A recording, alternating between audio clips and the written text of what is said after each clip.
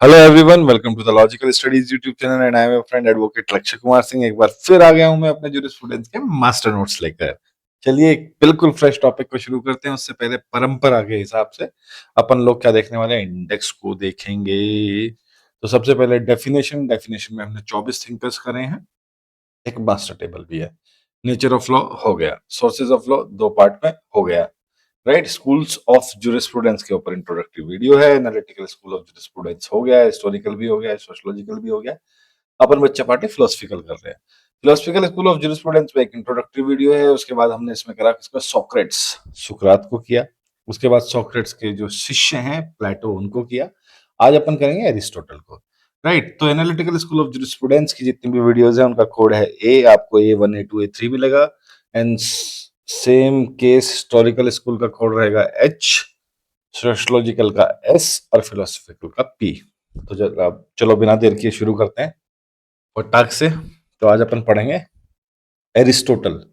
इनको अरस्तु भी कहते हैं। ये जो श्रीमान आप देख रहे हैं ना स्क्रीन पर, ये एरिस्टोटल है, ठीक है जी। अरस्तु पैदा हुए थे 384 BC में। कहां पर, ग्रीस में एक जगह पड़ती है Stagira. And later become the one of the most influential philosopher in the history. काफी प्रभावशाली दार्शनिक बने ये इतिहास में। देखो मैं इसको थोड़ा सा जूम कर रहा हूं ताकि आपको टैबलेट पर, मोबाइल पर देखने में दिक्कत ना हो। उसके बाद शुरू करते हैं। आई थिंक ये ठीक रहेगा, ये ज्यादा बड़ा हो गया है। हाँ ये ठीक है। हाँ, स्टूडेंट ऑफ प्लेटो, प्लेटो के शिष्य थे। प्लेटो और उसके सुकरात के शिष्य थे। He absorbed his teachers' ideas but ultimately diverged from them. प्लेटो के आइडियाज को इन्होंने एब्जॉर्ब किया लेकिन बाद में ये उससे अलग हट गए। डाइवर्ज मतलब अपने आप को उससे अलग किया, अपनी एक नई दिशा तय करी। रिजेक्टिंग द नोशन, नोशन का मतलब होता है धारणा, of the independent forms while retaining the concept of forms itself. मतलब इन्होंने क्या किया, जो प्लेटो ने कहा था ना, there are some immutable forms होती हैं जिनके थ्रू आपको जाना होता है अल्टीमेट ट्रुथ को जानने के लिए, जिसमें गुडनेस बताया था उन्होंने, वर्च्यू बताया था, राइट। इन्होंने उस कॉन्सेप्ट को तो माना लेकिन इस धारणा से अपने आप को अलग कर लिया कि वो इंडिपेंडेंट होती हैं, राइट। अगर आपको ये थोड़ा सा टिपिकल लग रहा है तो मेरी पिछली वीडियो देखिए जाके, जिसमें हमने प्लेटो को डिस्कस किया है। तो unlike unlike Plato's idealism, Aristotle emphasized a more practical and empirical approach, grounding philosophy in observation and logic, right? मतलब प्लेटो थे जो वो बिल्कुल आइडियलिज्म, आदर्शवादी थे बिल्कुल, ठीक है। उन्होंने कहा एरिस्टोटल ने, इट्स वेरी गुड, कोई बात नहीं, लेकिन एरिस्टोटल ने एम्फेसाइज किस चीज पे किया, प्रैक्टिकल और एम्पिरिकल अप्रोच के साथ उन्होंने किया। प्रैक्टिकल मतलब व्यवहारिक, और एम्पिरिकल मतलब अनुभव के आधार पर उन्होंने अपनी एक धारणा तैयार की। और फिलोसफी को कहां पर लेकर पहुंचे कि ये कहते हैं कि अगर आपको फिलोसफी को जानना है, समझना है, तो ऑब्जर्वेशन एंड लॉजिक के थ्रू आपको जाना पड़ेगा। ऑब्जर्वेशन होता है अवलोकन, मतलब आप ऑब्जर्व करते हो over a period of time, चीजों को देखते हैं, समझते हैं। ऑब्जर्वेशन से ही आपको क्या आता है, अनुभव आता है, जो यहाँ पे एम्पिरिकल की बात कर रही है। एंड लॉजिक, तर्क होना चाहिए, ठीक है। There should be a logic, there should be a reason. So he believed that everything in existence has a predetermined purpose or end. तो इनका मानना था कि जो भी चीज एग्जिस्ट करती है, मतलब जो भी चीज उपस्थित है और एग्जिस्ट करती है हमारे हिसाब से, उसका एक पर्पस है, उद्देश्य है, और उसका एक एंड है। प्रीडिटरमाइंड है, ये मतलब पूर्व नियोजित है, पहले से ही प्रीडिटरमाइंड है। एक वृक्ष है, एक नदी है, मैं हूं, आप हो, ये सब हम सब लोग प्रीडिटरमाइंड पर्पस है हमारा, और एक एंड है। और इस कॉन्सेप्ट को क्या कहा जाता है, टेलोलॉजी और फाइनलिटी। टेलोलॉजी और फाइनलिटी, टेलोलॉजी को कहते हैं हिंदी में बच्चों प्रयोजनवाद। प्रयोजनवाद, राइट। प्रयोजन का मतलब होता है पर्पस, उद्देश्य, पर्पस और उद्देश्य कह सकते हो आप, ठीक है। और फाइनलिटी का मतलब होता है फाइनल हो गया, चीजें अंतिम स्थिति, ठीक है। तो इसको टेलोलॉजी या फाइनलिटी कहते हैं, प्रयोजनवाद। और प्रयोजनवाद क्या है, बेसिकली एक दार्शनिक सिद्धांत है। दार्शनिक सिद्धांत हो गया आपका फिलोसफिकल प्रिंसिपल है, जिसके हिसाब से हर वस्तु, हर घटना, हर संस्था या हर कार्य का कोई ना कोई उद्देश्य है। यानी कि हर वस्तु, हर घटना या हर संस्था का कोई ना कोई उद्देश्य है या अंतिम परिणाम होता है। किसी भी चीज को समझने के लिए, टेलोलॉजी कहती है, प्रयोजनवाद कहता है किसी भी चीज को समझने के लिए यह देखना अति आवश्यक है कि उसका अंतिम उद्देश्य क्या है। ठीक है, अगर मैं इजी वर्ड्स में कहूं, किसी वस्तु या कार्य का वास्तविक अर्थ उसके उद्देश्य में निहित है, ये टेलोलॉजी है। किसी वस्तु या कार्य का, किसी वस्तु या कार्य का जो वास्तविक अर्थ है, वो क्यों एग्जिस्ट करता है, उसका पर्पस क्या है, उसका उद्देश्य क्या है, ये उसके उद्देश्य में निहित है। आप जान जाएंगे कि वो क्या है, उसका उद्देश्य क्या था, उसने क्या किया, तो ये टेलोलॉजी है, प्रयोजनवाद। चलो एक एग्जांपल से समझते हैं। अब एक घड़ी का उदाहरण लेते हैं। अब एक घड़ी में क्या क्या होता है, घड़ी में दो कांटे होते हैं, एक सेकंड का कांटा होता है, बहुत सारे नंबर लिखे होते हैं, सेल होता है, स्प्रिंग होता है।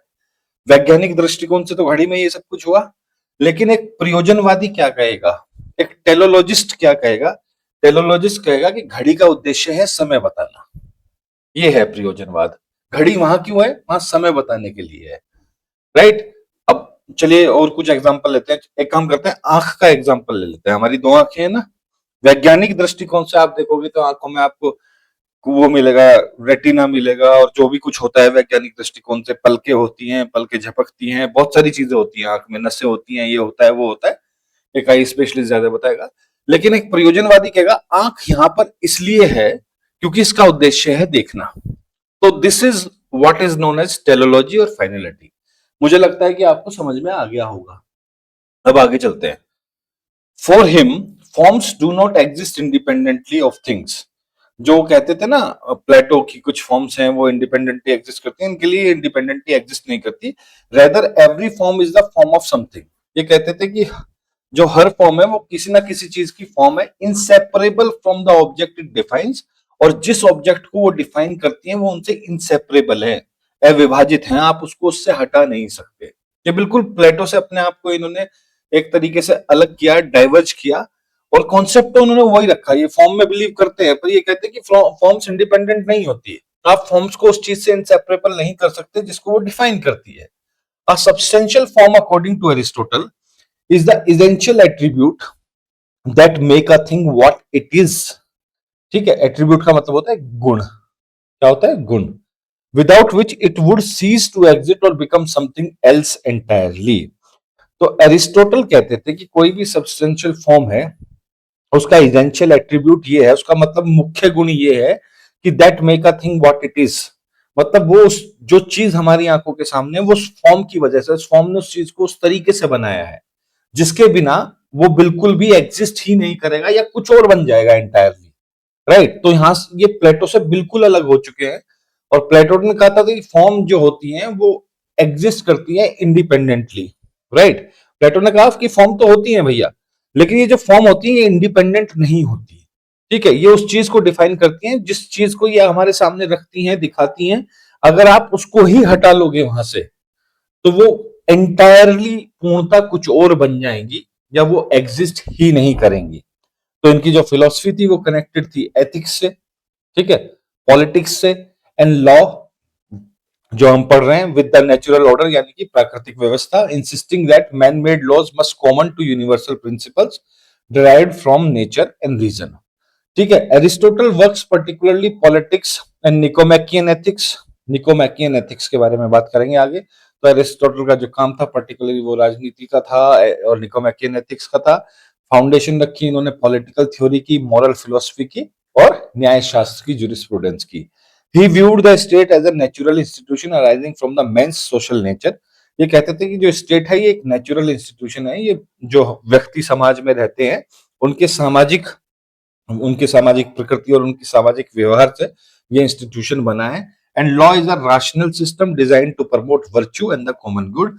और लॉ जो है, कानून जो है, वो एक रैशनल सिस्टम है, एक तर्कसंगत एक व्यवस्था है, जो इसलिए डिजाइन की गई है ताकि वर्च्यू और कॉमन गुड को प्रमोट किया जा सके।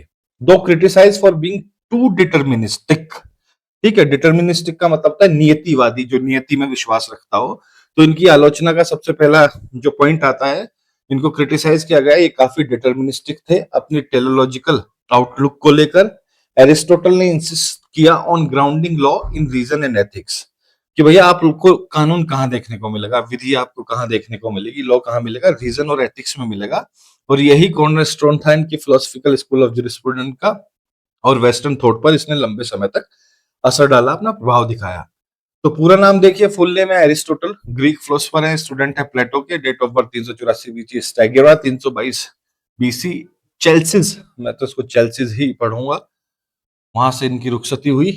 Tutor to Alexander the Great, Alexander the Great के ये ट्यूटर थे, पढ़ाते थे अलेक्जेंडर को। Title father of natural law, founder of teleological philosophy. Contribution क्या है, distinguish particular versus general law, particular और जनरल लॉ के बीच में इन्होंने अंतर बताया। Law must conform to nature and reason, right. Central idea क्या है, टेलोलॉजी सब्सटेंशियल फॉर्म्स, वही प्लेटो से जो हुआ है इनका derived. Ethics and virtue as a basis of law, legacy क्या है, इन्फ्लुएंस क्या है उन्होंने सेंट एक्विनस को मेडिवल स्कॉलस्टिज्म में, और foundation of natural law jurisprudence. Keywords क्या है, पॉलिटिक्स, निकोमैकियन एथिक्स, और systemise ethics, politics and law. अब कंट्रीब्यूशन देख लेते हैं, चीजें वही हैं लेकिन थोड़ी सी डिफरेंट है। तो एरिस्टोटल की जो थ्योरी ऑफ लॉ है was rooted in his belief in teleology, teleology में इनका जो विश्वास था वहीं इनकी जो थ्योरी है लॉ को लेकर गई कि हर चीज का एक अंतिम उद्देश्य होता है।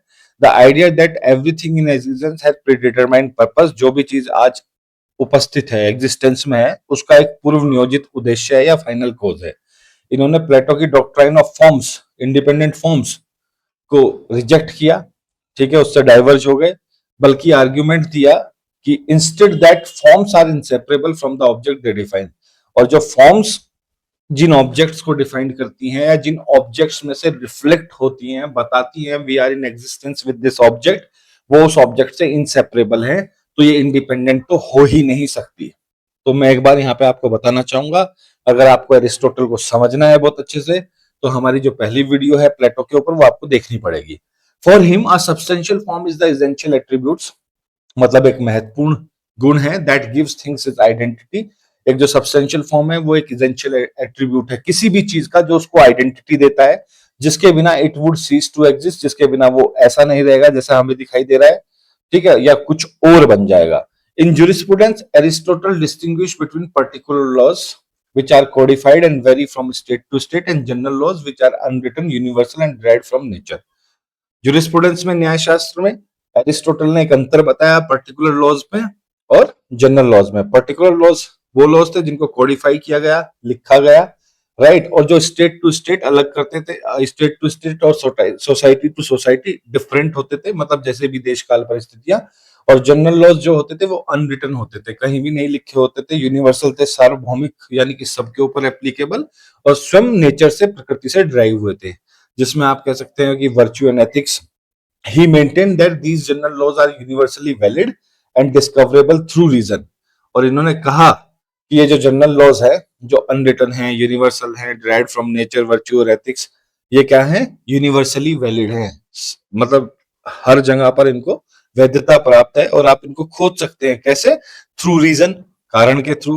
And that man made laws must conform to them to be legitimate, और जो हम लॉज बनाते हैं ना, हम मनुष्य लोग जो लॉज बनाते हैं, जैसे कि आप मान लीजिए हमारा बीएनएस, राइट, बीएनएस, जितने भी हमारे लॉज हैं मैन मेड लॉज को अगर लेजिटिमेसी चाहिए तो उनको जनरल लॉज के हिसाब से होना चाहिए। प्लेटो ने भी यही बात कही थी।